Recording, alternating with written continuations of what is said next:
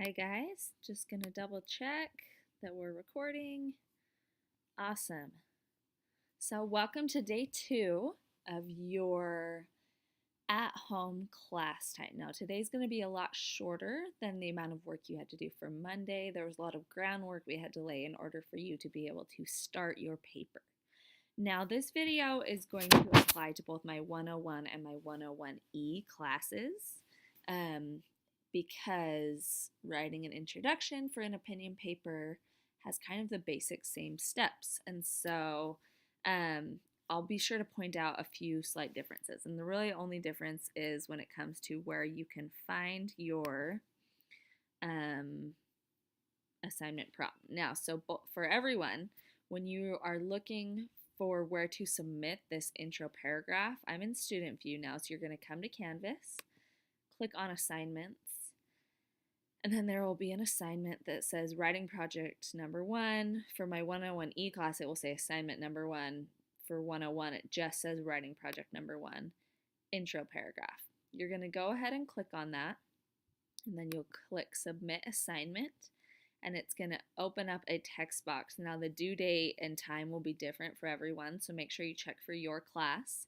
But there will be a text box. You're going to put your intro paragraph here and click submit assignment.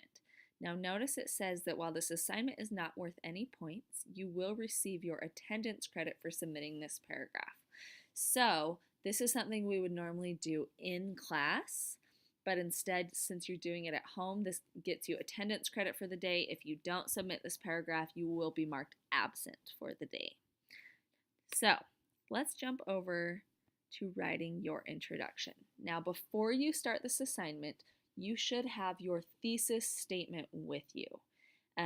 This is the sentence that you wrote out and submitted in the Google form for Monday's class. So if you don't have that with you, you're going to want to go back and find that sentence wherever that is, however you've written that out. Now, if you are looking at it now and you want to make some changes, or as you start writing this introduction paragraph, you're still not feeling good about it, it's still not too late to change your topic and go back and make the necessary changes so you feel like you'll enjoy writing this paper more. So, there are 4 steps to writing an introduction, and the first step is a hook. Now, when we're thinking hook, I want you to think kind of literal, like think a fish and a hook goes into its mouth and starts dragging them away. That is what this first part of your introduction paragraph should do. It should draw the reader in. Now, there's a few rules with this. First of all, you want to avoid cliches. Instead of trying to say something generic, you want to say something really specific. So, I can't tell you how many essays I've read that have started with the sentence, since the beginning of time, or in our modern society. Now, not only are these cliche, but the topic you're writing on, you're writing a very short paper. Let's say you've chosen to write on how we need a McDonald's on UNLV campus. The beginning of that topic is not the beginning of time. That beginning of that topic is talking very specifically about the food options on campus. You don't need to start back at the beginning of time. You don't need to talk about our whole modern society or people in general. You want to say something really specific. You might say something like, you might describe what lunch looks like for you right now. I go onto campus and I don't recognize any of the restaurants here on campus. I want to see my familiar golden arches. That's a really specific thing to say. It's interesting. It draws the reader in. You'll notice bullet point number 2, it uses vivid language and imagery. It appeals to pathos. It appeals to emotions. It's brief, but it's not cliche or generic. So step 1, the first sentence of your paragraph should say something specific. Your best bet is to create an image or tell a brief 1 to 2 sentence story. If you are talking about how you want a certain law changed in Nevada, you might talk about a specific person who is affected by this law. And at the end of this, I'm going to give you a student example that is going to help.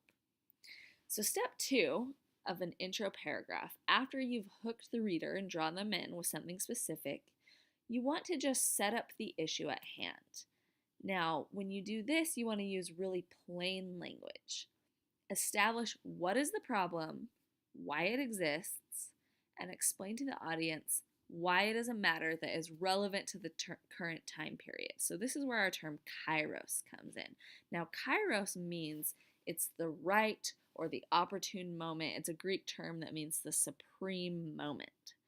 But what we're talking about here is you want to pick a topic that is relevant to life in September in Las Vegas in America in 2018. So if you guys remember, a couple years ago, there was a thing called the Ice Bucket Challenge. I don't know if you guys remember this, but it was where everybody on social media was pouring ice over their head and filming it to raise money for ALS. Now, you would definitely not write an article right now about the Ice Bucket Challenge because the right or the opportune moment has passed. It's not relevant anymore. People aren't talking about it anymore. It's not the right time for it. You might write about something that is currently going viral or that is currently a trend. That's what you want to ask yourself. And in your intro paragraph, you want to explain why this problem matters right now. So if we're going back to our McDonald's example, you might say something like, it's a problem because I'm not familiar with any of the restaurants here and I really like Big Macs. And it matters to us right now because I have 4 more years ahead of me here at UNLV, and so it's a current problem for me and students in my position. And you can be really plain and really clear. You can write your sentences as clearly as I just said that. Now, step 3, the next sentence, you want to name your audience and establish ethos. Now, ethos, pathos, logos, kairos, these are all terms we're going to talk about more in class. I included these terms in this PowerPoint so that when you come back to review this PowerPoint, which it will be available for you on Canvas, eventually you'll understand these terms and this PowerPoint will be meaningful to you. Now, in this next sentence, you want to establish who should care and why. So you need to tell your audience that they are your audience. And you also need to explain to your audience why you are a credible source for this topic. So let's say for your audience with the McDonald's scenario, you have chosen to speak to UNLV administration. And you need to say, the UNLV administration needs to set aside money to bring a McDonald's here to campus. And you can use you can say, I think the UNLV administration needs to do this. Now, you need to explain to your audience why you are a good source or the right person to be talking about this.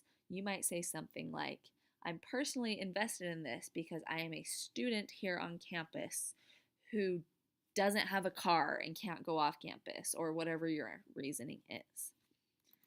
Now, the last step you've already done, which is nice. You need to state your thesis. If you'd like, I always recommend starting your thesis statement with the phrase, I would argue that. You can eventually take this out, but it's a really good way to make sure that you're setting up your thesis statement as an argument. I always recommend using the word should, so you're arguing that your audience changes something about what they think or what they feel or what they do. And again, we are not looking for fancy, flowery language here. We are looking for clear, simple language. So I might say something like, I would argue that the UNLV administration should set aside funds to bring a McDonald's onto UNLV campus. Done. That is my thesis statement. It is now clear who my audience is, what I'm arguing should happen, and who I think should make that change. Now, I have a good student example here, and this comes from my time when I taught at Dixie State University. So this was an issue that affected them in St. George. Now, I'm going to read through this student example for you and kind of explain bit by bit why this is a good student example. And if you are struggling to write your intro paragraph, you can model your paragraph after this student example.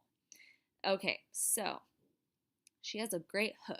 She starts with a single word sentence.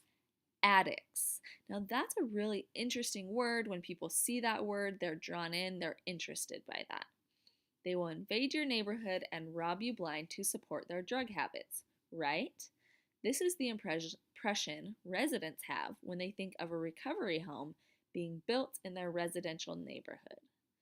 So notice it's short, she uses descriptive language, she says something very specific and very interesting.